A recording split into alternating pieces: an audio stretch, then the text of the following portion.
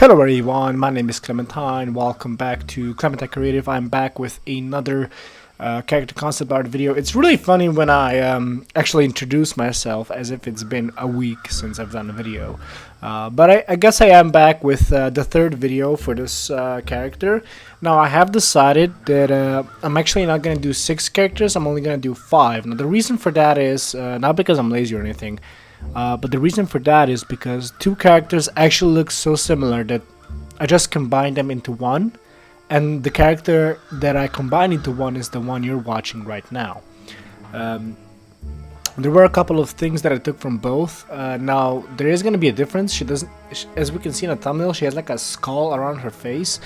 That will not be present on this design because that's not the design element I actually liked about the head of that character, but it's the actual hairstyle. This character is really buff, so it has a lot of strength. I would say that this is easily the strongest of all 5 characters. She's got huge muscles, or I guess these vines indicate a huge amount of muscles, with which she carries her hammer. So yeah, that was basically the idea, is just to make her really buff. And I think this is one of those designs that is really interesting. I really like the back view for this design. But yeah, you'll see how it looks like. I think you'll like it. But yeah, so let's see, what can we talk about. I am actually watching this video recording for the first time, so I don't know if anything will slip in. You probably won't notice, because if it does, I'll edit it out. But yeah, I'm watching this for the first time, so we're experiencing it together. I did have some difficulties at the end of drawing out the hammer, but eventually I decided to just choose a very simple view. It's getting pretty late. Well, it's not late, it's only 8 p.m. But I have been working for an entire day, and I just didn't feel like spending that extra time making it 3/4, so I just decided to make it flat. So you're gonna see that. So I really like the legs on these characters. I think I did a pretty good job with the leg design. At least I think it's very interesting. This entire character, I think it's one of the more interesting ones. I really do. But yeah. So basically now what we're gonna see is this leg designing, and I really like what I did with the hips. You're gonna see basically what right now. There we go. I'm basically doing it now. So what happened here is this is some sort of plant that's eaten into her, and she's now basically become part of it. I guess her backstory could be I don't know, some sort of explosion or something just completely disassembled her in a forest or something like that. I don't know, but basically she's taking a life, or life to her was given with the help of these trees that she can now move, and her entire back is basically made out of this tree material. It is a tree, but not any specific kind. So now I'm just adjusting line weight. Line weight is very important, and I wanted to talk about it in previous 2 videos, but I always forgot. So line weight is something that helps us bring certain things closer in the line art. Anything that's thicker appears closer. Anything thinner appears further away. So that's why we can see that some of the lines are really thin. Like we got those spikes on the shoulders, and those are really thinly drawn out. That's because those are supposed to be a bit further away. Line weight is very useful to define certain things, and adding a little bit of a thickness on one side can really make it look like there's a shadow. So there's a lot of uses for line weight, and it's very important that you know it, especially in line art, because if your lines are all the same thickness, it can look very digital, and it has no energy in it. So really learn how to do line weight. I guess the basic rules that I can give you right now is anything that's closer to you, closer to us, is thicker. Anything further away is thinner. But you don't want to take this too seriously, so don't apply thicker layer of color or or lines for every single thing that's closer to you, because then you'll make it look really weird.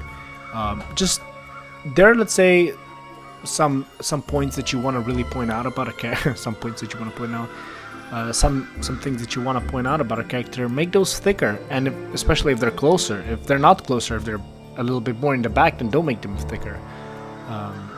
These are all the things you learn through time and just watching maybe YouTube videos. I could probably do a video if you ever wanted to on that theme. So basically now what we're seeing is a rough sketch beneath the line art for the back. And we can see that this character looks relatively buff. It really looks like she's got a lot of muscles. Now, inspiration for this came from, of course, trees and whatnot, but a lot of it also came, and this was not me searching the internet, this was just me randomly thinking about it. Attack on Titan. Now, if you don't know what Attack on Titan is, it's an anime that came out not long ago, I think 2 years or 3 years ago. 2 years, I think. But I'm not even sure if it's that old. It's fairly new, very popular, hit off very well, and I did watch it. I liked it, and as I was doing this, I realized that my character kind of its shoulder. Sorry, I got a little mumble there. Its shoulder looked like something I'd seen in that anime. So then I decided to make her back look like it's full of muscles. And I think that looked really nice. It gave it a different, this character a different look from all the other ones, because she is very buff, or at least she appears very buff. And I think that's a very interesting thing, especially because when you see her from the front, she doesn't look like she is. But when you see her from the back, there's a completely different side of her. So I think that's a pretty interesting thing. So here I'm just throwing in these vines. Had a pretty hard time figuring out how I'm gonna throw these in, because every time I do a design, I always think about the 3D artist that comes after me. And I mean, obviously there is no 3D artist now, but there is always a 3D artist that comes after you in a concept art, in a professional position, or in the pipeline, whatever you want to call it. So you want to think, how would this work? Because you can't just make something that holds together well on one picture, but wouldn't actually work.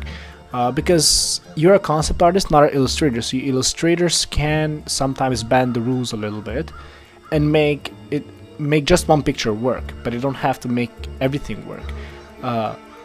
I guess an easier explanation would be they can bend the perspective, they can bend proportions a bit, so they make it unrealistic or / impossible.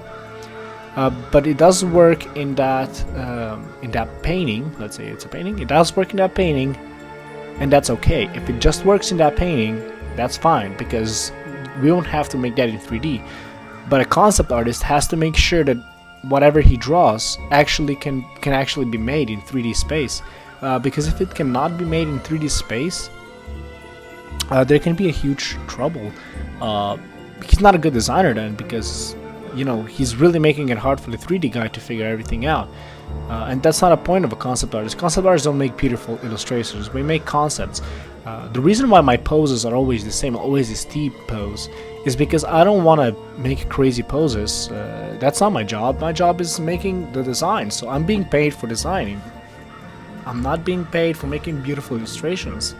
For a lot of people, that can be a little bit daunting, or maybe daunting is not the correct word for this, but it can be a little bit boring, because you don't get to explore anything new. You don't get to do any new poses. While you can do some sort of pose, I personally believe that it's the best to just have a regular pose, front and back. It really puts out a lot of information. One of, I guess, the more popular poses that is not just front and back is a 3/4 view, which is a production way of positioning something, so you get to see the top, the front, and the side, and they do that for the front and the back view, and you can do it that way if you want to. I personally prefer to just make it straight on.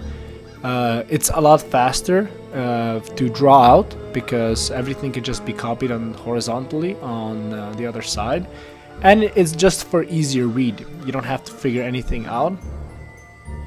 So that's why I choose this pose, and it's the most basic one for presenting something. So this video is coming to an end. We're now just gonna see the presentation, and that'll be it. I'll be back tomorrow with more videos. I hope you enjoyed them, and I guess I'll see you in the next one. Bye. There are a couple of differences where as to okay, we do stylize a woman's proportions.